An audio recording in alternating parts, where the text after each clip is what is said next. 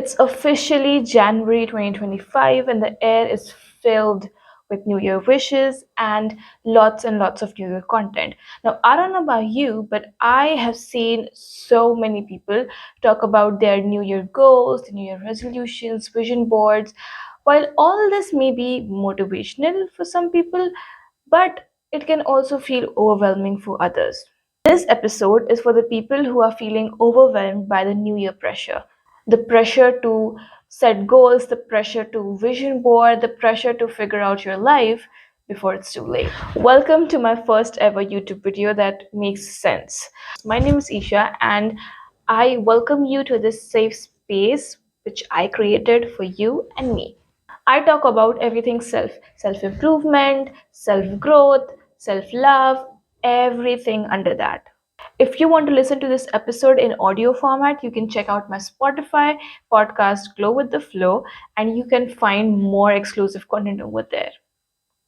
So, without wasting any time, let's get started with the video. New Year's often mark new beginnings and new chapters, but sometimes we may not feel the excitement as others. And if nobody has told you this yet, let me be the first one to tell you that it is okay to start your new year with rest. You don't need to go out and celebrate. You can just stay in and relax and just have fun with yourself. Take a break from the constant struggle and celebrate your peace. Personally, I take my Januaries really slow. I do not like to rush to set my goals. I do not like to rush the whole process of resetting and rejuvenating. I just use this time to reflect on my past year, reflect on how I'm feeling about this new year, and then I move on to set my new year goals. Like last year, I did my goal setting and my planning for the whole year in February, like the beginning of February. And guess what? My life did not fall behind. I was able to achieve most of my goals, like almost all of my goals, by December. You know why? Because I was not trying to get ahead of anyone. I was completely focused on my own life and my own goals. So, how will I ever fall behind? January is just another month in the calendar in your life.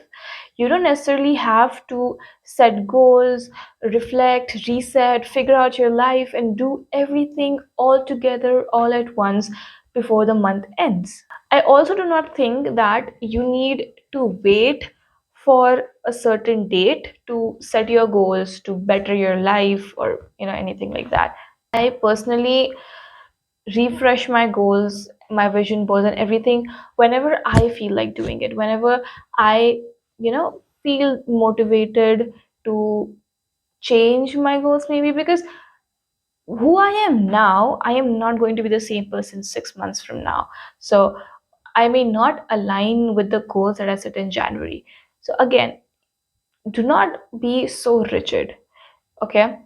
I do not be so strict with myself when it comes to my goals and my visions for my future, because what matters to me now, it might not matter to me 6 months from now. So why do I force myself to pursue a certain course that I do not think is necessary anymore?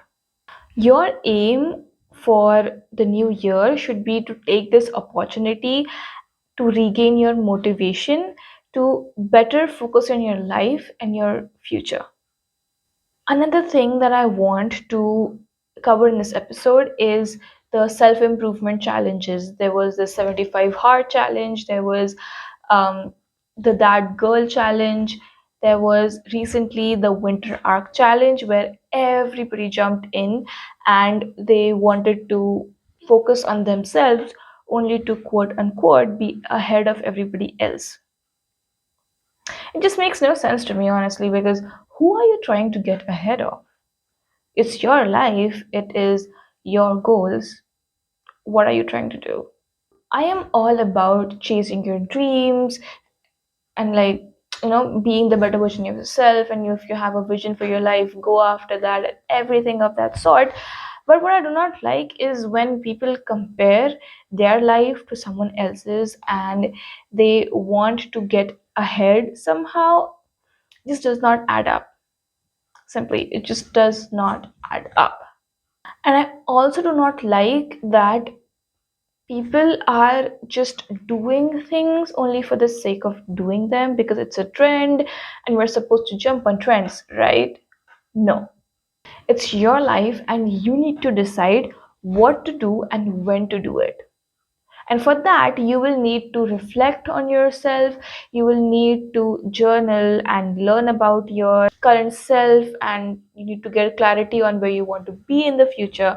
And all this cannot be done if you just follow trends. I also do not like the change your life before 2025, change your life before quarter two, change your life in 6 months.